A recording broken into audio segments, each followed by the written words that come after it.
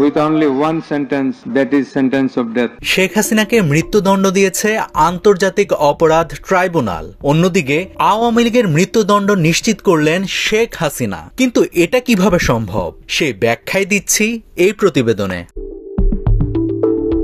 ২৪-এর গণ অভ্যুত্থানের পর প্রায় ১.৫ বছর হতে চলল।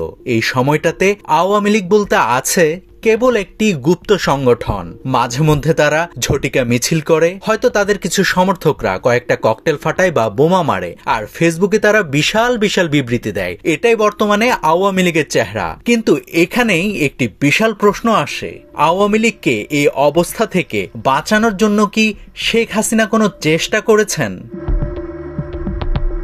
নিজের রাজনৈতিক দলকে বাঁচাতে হাসিনাকে একবারও চিন্তা করতে পারতেন না যে শেখ পরিবারের বাইরে অন্য কেউ দলের দায়িত্ব নিক? যেহেতু বর্তমান বাস্তবতায় শেখ হাসিনার পক্ষে দায়িত্বে থেকে দলকে আবারও সক্রিয় করা প্রায় অসম্ভব। অন্যদিকে তার 2 সন্তান পুতুল বা জয় এখনো প্রস্তুত নন রাজনীতির মাঠে নামার জন্য। আপনার মনে প্রশ্ন আসতে পারে, শেখ পরিবারের বাইরে আওয়ামী লীগের নেতৃত্ব, সেটাও কি সম্ভব? উত্তর হচ্ছে খুবই সম্ভব। ঠিক যেভাবে 1975 সালের পর আওয়ামী লীগকে লাইফ সাপোর্ট থেকে ফিরিয়ে এনেছিল মূলত শেখ পরিবারের বাইরেরই আরেকজন।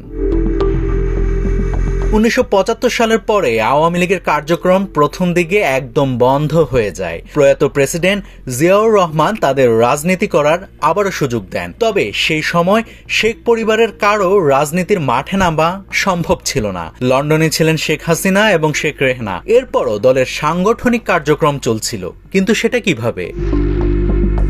হাসিনা এবং রেহেনা লন্ডনে থাকার সময়টাতে আওয়ামী লীগের হাল ধরেছিলেন তাজউদ্দিন আহমেদের স্ত্রী এবং সোহেল তাজের মা জোহরা তাজউদ্দিন। তিনি সারা দেশ ঘুরে ঘুরে এই আওয়ামী লীগকে সংগঠিত করেছিলেন। এরপর যখন শেখ হাসিনা ফিরে আসলেন, তখন তিনি একটা পূর্ণাঙ্গ দল পেলেন হাতে। হাসিনাকে এই ক্ষেত্রটা কিন্তু তৈরি করে দিয়েছিলেন জোহরা তাজউদ্দিন।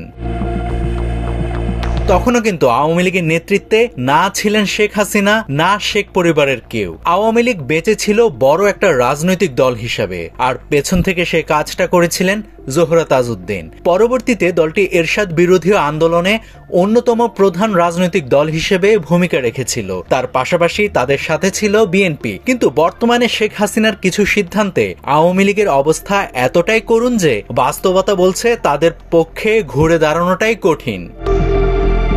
1.5 বছর ধরে শেখ হাসিনা দিল্লিতে আশ্রিত অবস্থায় আছেন, কিন্তু দিল্লি তো তাকে আর ক্ষমতায় ফেরাতে পারবে না। হাসিনা ক্ষমতায় থাকায় অবস্থায় দিল্লি তার আসন ধরে রাখতে সাহায্য করেছিল, কিন্তু ভারতের পক্ষে বাংলাদেশে আওয়ামী লীগের রুট লেভেলের কার্যক্রম পরিচালনা করা সম্ভব না। এই অবস্থায় শেখ হাসিনা যদি কৌশলগত অবস্থান থেকে দলের দায়িত্ব ছেড়ে দিতেন, তাহলে সেই জোহরা তাজউদ্দিনের মতোই আরেকজন নেতৃত্বের মাধ্যমে আওয়ামী লীগ আবারও ফিরে আসতো। কোনো পরিচ্ছন্ন নেতার মাধ্যমে আওয়ামী লীগ আবারও রিফর্ম করে ঘুরে দাঁড়াতে পারত। কিন্তু শেখ হাসিনা সেটা হতে দিলেন না, আর তাতেই নিজের সাথে সাথে দলেরও মৃত্যুদণ্ড ডেকে আনলেন শেখ হাসিনা।